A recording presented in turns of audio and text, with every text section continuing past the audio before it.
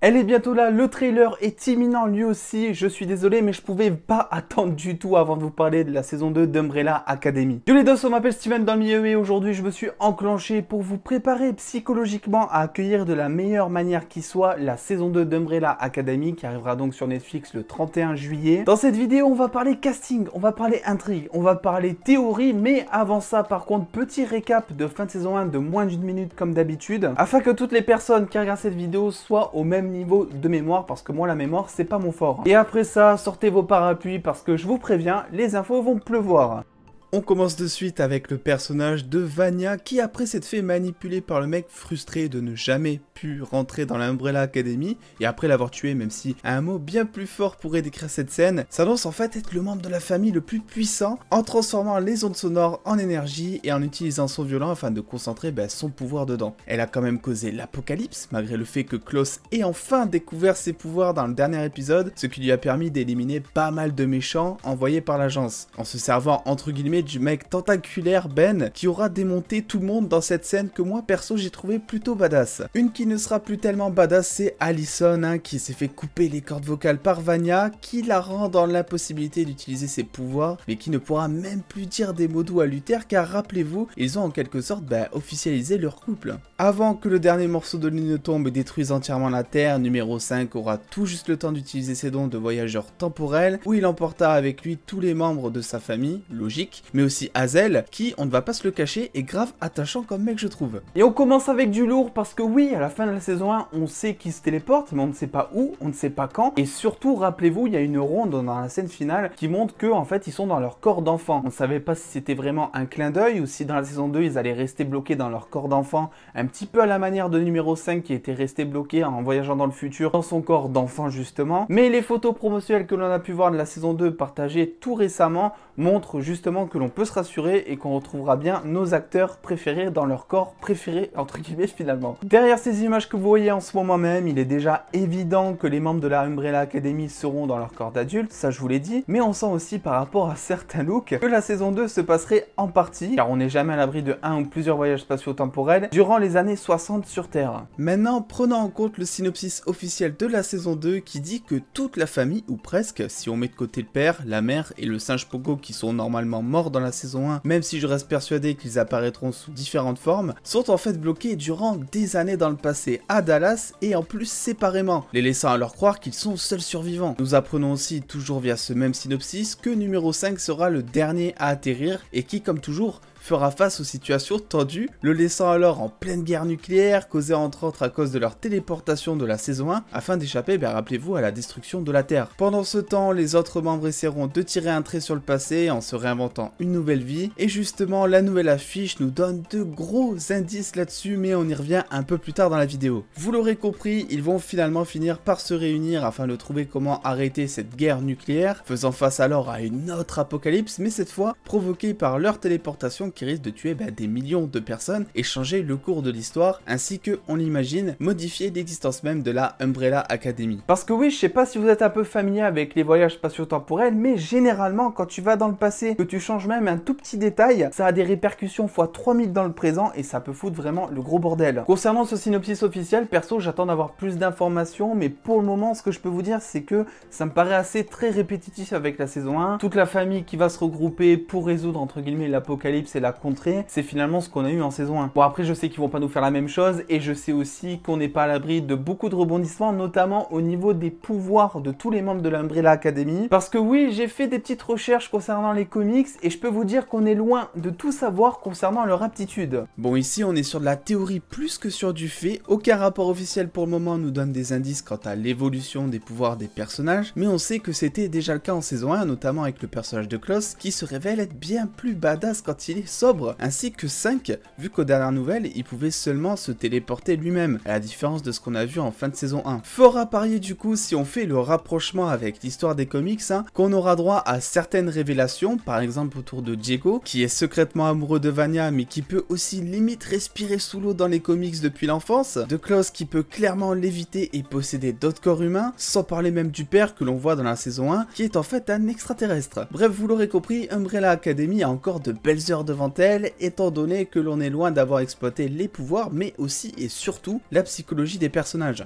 On se servira peut-être des BD un jour pour réaliser une théorie comparative entre les comics et la série, mais en attendant, on va décrypter quelque chose qui va nous laisser beaucoup d'indices, certains subtils, certains pas trop, parce que oui, vous n'êtes pas sans savoir, si vous me suivez sur Twitter, qu'une affiche promotionnelle officielle de la saison 2 a été partagée récemment et qu'elle va nous indiquer un petit peu le développement ou donner des indices en tout cas sur chaque personnage. Et bien évidemment, on regarde ça et on s'en sert pour la suite de la vidéo. Point par point, on commence avec numéro 1, ou Luther pour les intimes, où l'on peut apercevoir dans ses lunettes une une de journal marquée guerre déclarée, qui pourrait être en lien avec la guerre du Vietnam ou encore la guerre froide. Car oui, ça, on en est sûr, la saison 2 se passera dans les années 60 et les seules guerres durant cette période, ce sont ces deux. Je vous parlais un peu plus tôt que chaque personnage allait se réinventer une vie et je vois très bien Luther personnellement s'engager dans l'armée au vu du caractère très soldat finalement qu'il a pu avoir dans la saison 1. Reste à voir après comment évoluera sa relation avec Allison et je pense que s'il prendra la décision de partir loin, c'est peut-être que ça se passe pas comme prévu avec elle, mais ça sera peut-être le sujet d'une prochaine vidéo théorie. En parlant d'elle, justement, il se pourrait qu'elle aussi s'engage mais dans toute autre chose. Toujours dans ses lunettes, nous pouvons apercevoir une pancarte avec les mots Equality Now qui pourrait être lié à un mouvement afro-américain des droits civiques qui a eu lieu aux États-Unis entre 1954 et 1968. Donc finalement, on est en plein dedans avec cette saison 2. Concernant Klaus maintenant, plusieurs indices montrent que le personnage pourrait s'épanouir direct en 1969 pendant le célèbre festival de Woodstock. Déjà, nous pouvons voir des mains de ce qui semble être entre guillemets une foule en délire. Ensuite, c'est vrai que d'après les images que l'on a pu avoir, l'acteur aura un look très hippie et typique finalement de ce festival. Et en plus de ça, les acteurs durant la fin de saison 1 lors des interviews avaient évoqué pour rire de base que la saison 2 pourrait se passer en 1960 pour que Robert Sheehan, donc l'interprète de Klaus, puisse enfin aller à des concerts de plein de groupes qu'il aime. Et finalement avec le recul, je commence à me dire que c'était peut-être pas vraiment pour rire. Tout laisse maintenant penser concernant Vanya qu'elle deviendra mère de famille, refoulant alors cette fois d'elle-même ses pouvoirs vu qu'elle a quand même causé entre guillemets la fin du monde. Rappelez-vous quand elle a tranché la gorge d'Allison, elle s'en voulait déjà à mort, alors imaginez quand elle va se réveiller et apprendre qu'elle a détruit toute une planète. Il se pourrait du coup qu'elle change totalement de vie en essayant d'éduquer deux enfants et en devenant totalement mère de famille comme c'est montré dans les lunettes avec ses deux enfants. Les choses semblent moins évidentes pour numéro 5 puisque l'on peut tout simplement apercevoir des immeubles dans ses lunettes. Donc en vrai ça peut vouloir dire tout et n'importe quoi. Par contre on sait que lorsqu'il était dans l'agence il était chargé d'éliminer des gens pouvant poser problème. Certains pensent alors que le meurtre de Kennedy en 60 et numéro 5 pourrait avoir un rapport et pourtant dans les comics si on fait un peu le parallèle c'est Allison qui est responsable du meurtre de Kennedy. Donc à voir peut-être si cette théorie se confirme, mais si c'est le cas l'avenir de 5 et d'Allison risque de se lier. Du côté de Diego c'est assez compliqué, je vous avais partagé mon incompréhension sur Twitter d'ailleurs, la personne que l'on voit dans ses lunettes est en fait un nouveau personnage et je vais bien évidemment vous le décrire plus tard parce que j'ai trouvé qui c'est. Est-ce quelqu'un de sa famille biologique, sa mère peut-être vu qu'il retourne dans le passé, aucune idée honnêtement, donc n'hésitez pas à me donner votre avis et vos théories en commentaire bien sûr. Concernant Ben, le frère tentaculaire de la série là, vous le savez, on le voit pas beaucoup mais on le kiffe. On devrait en savoir un petit peu plus sur sa mort car je le rappelle, même s'il intervient plusieurs fois dans la série, on ne sait toujours pas ce qui s'est passé réellement avec lui. L'acteur ajoute dans une interview qu'il a pu avoir quelques indices autour de la mort de son personnage, mais qu'il espère que tout sera raconté très vite dans la série car même lui ne comprend pas tout à 100%. Fera parier que l'on apprendra peut-être les circonstances donc de sa mort. Concernant les personnages, bon sur ce point là c'est pas officiel, mais Mary J. Blige qui interprète Chacha dans la série serait susceptiblement de retour. Alors oui elle est présumée morte en fin de saison 1 puisque mine de rien elle se prend quand même un énorme morceau de lune en pleine face, mais la saison 2 d'Umbrella Academy serait inspirée du tome 2 de Umbrella Academy dans les comics qui s'appelle donc Dallas, tome 2 où justement Chacha et Hazel chassent toujours l'Umbrella Academy et sont présents. Du coup à l'instant où je vous parle j'ai deux théories là concernant on va dire, soit elle a utilisé un gadget du futur que lui a fourni l'agence ou j'en sais trop rien, qui lui a permis de se téléporter instant avant de se prendre justement ce morceau de lune en pleine face, soit la Chacha qu'on connaît est vraiment morte, mais dans les années 60 vu qu'ils retournent dans le passé, ils vont rencontrer la Chacha du passé qui n'est pas encore morte elle, et justement vu qu'ils ont créé une anomalie spatio-temporelle en détruisant entre guillemets une terre et en retournant encore dans le passé, on se dit que l'agence du passé de 1960 pourrait appeler Chacha et Hazel du passé de 1960 pour justement arrêter la Umbrella Academy. Du coup ça pourrait être drôle parce que les personnages vont de suite la reconnaître vu qu'ils la connaissent et qu'ils l'ont déjà affrontée. Par contre elle,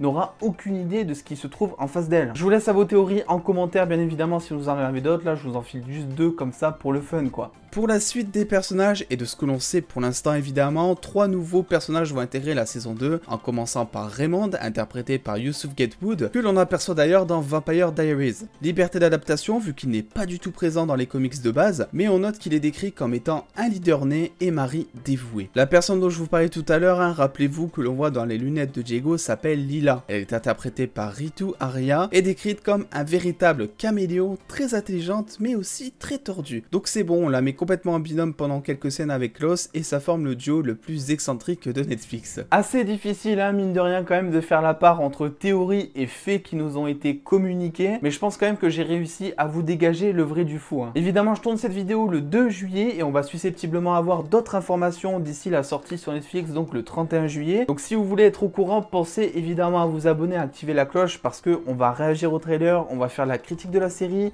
on va aussi théoriser et s'il y a aussi d'autres news entre temps qui arrivent, je vous tiendrai bien évidemment au courant, soit sur YouTube, soit sur mon Instagram, suivant la hype de la news,